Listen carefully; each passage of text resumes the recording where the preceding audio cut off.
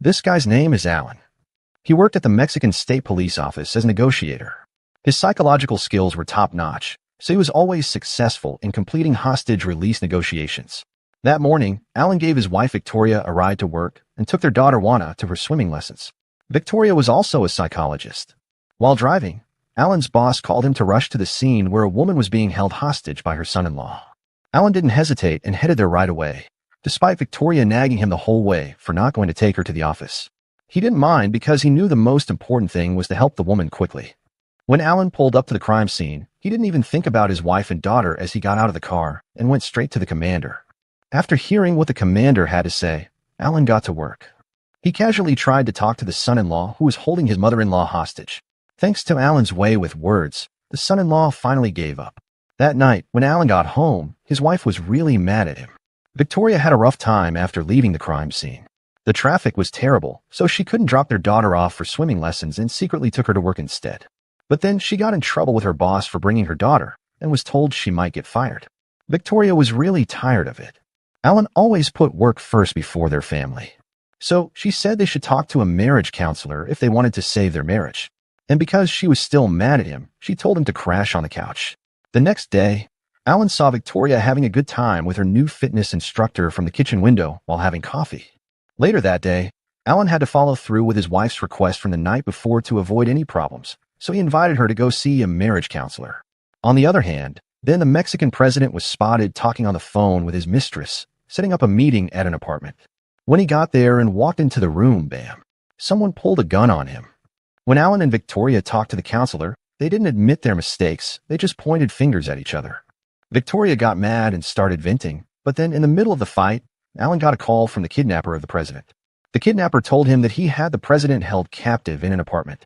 Alan rushed off to deal with it, leaving his wife behind. After Alan left, Victoria's fitness instructor called Victoria and sounded really scared. He begged her to come to his apartment because he was having a problem. Victoria got the address and went there right away, but when she arrived, she was threatened. Turns out the apartment was where the president was being held hostage. The fitness instructor and Victoria ended up being locked in the same room as the president. There were 4 hostages in total: the president's mistress, the fitness instructor, and Alan's wife. Meanwhile, after Alan reported the kidnapper's call, the special police force rushed to the location. They cut off the electricity and took positions on the roof of a nearby building, ready to go. So, to make sure no one got hurt, the police, who were disguised as firefighters, started evacuating people from the apartment.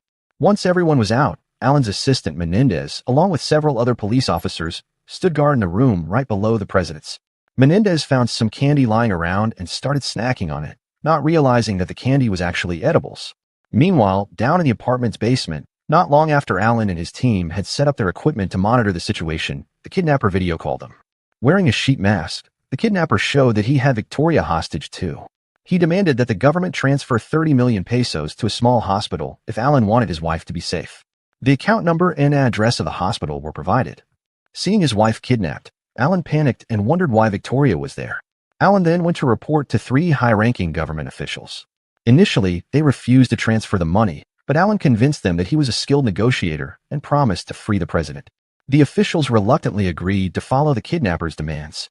In the apartment, while waiting, the kidnapper attached an electric shock device to the president's thigh and played the president's campaign speeches from before he was elected.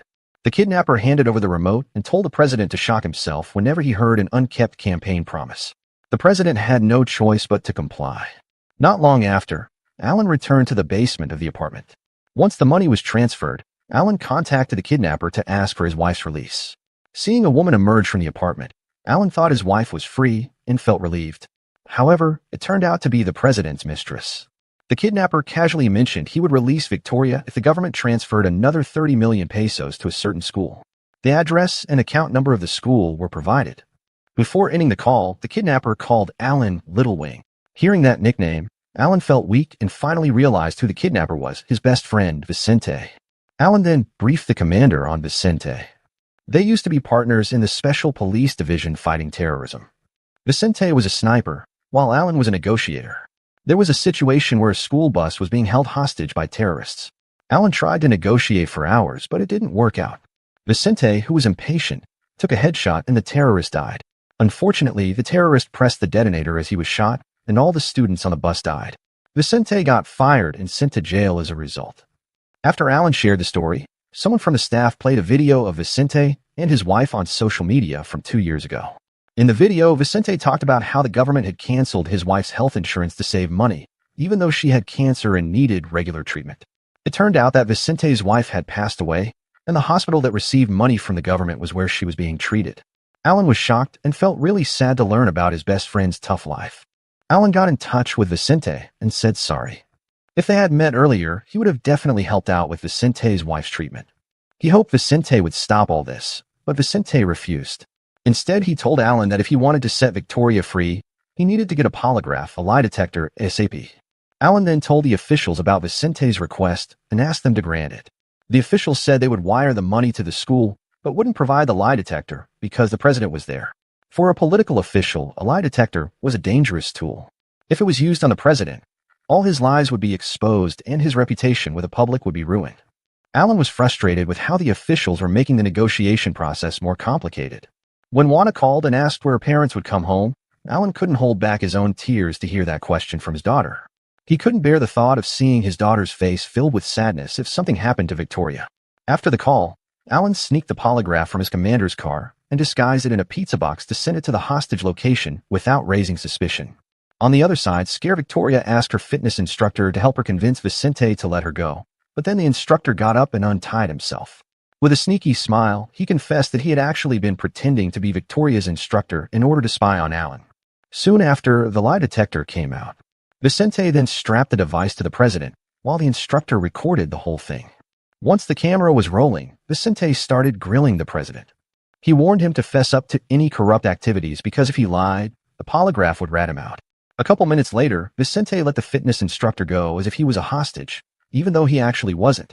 When Alan asked the instructor what went down inside, the instructor said he had no clue because he was stuck in the bathroom away from everyone else. Alan was mad and asked Vicente why his wife wasn't let go. During the conversation, Alan asked to have a quick chat with his wife and Vicente agreed.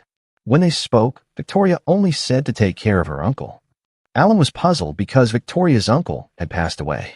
Realizing it was a code, Alan quickly informed his commander. The commander promptly drugged the instructor and searched him, finding a memory card with a video confession from the president. They were certain the instructor was Vicente's partner in crime. Since the police had cut off the signal in the building, Vicente intentionally took the man out so he could upload the video recording on social media. As the commander and Alan watched the video, they were totally shocked to hear the president confess that the 3 officials are being involved in all his corruption cases. It finally made sense why the officials were so against taking a lie detector test. They were scared their corruption would be revealed. During the chat, Alan spotted the officials showing up. He then told his special team to get ready to attack Vicente from their positions.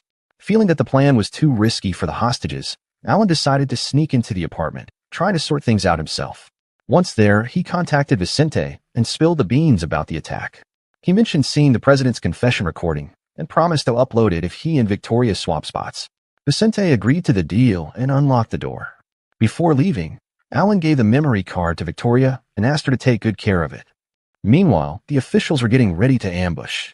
In that intense situation, Menendez, who was still snacking the edibles, used the building speaker to let everyone know that Alan was in the room negotiating with Vicente, so there was no need for violence. They just had to wait for Alan. Meanwhile, in the room, after having a heartfelt conversation with Alan, Vicente finally agreed to surrender, feeling like he had achieved his goal of getting revenge on the president.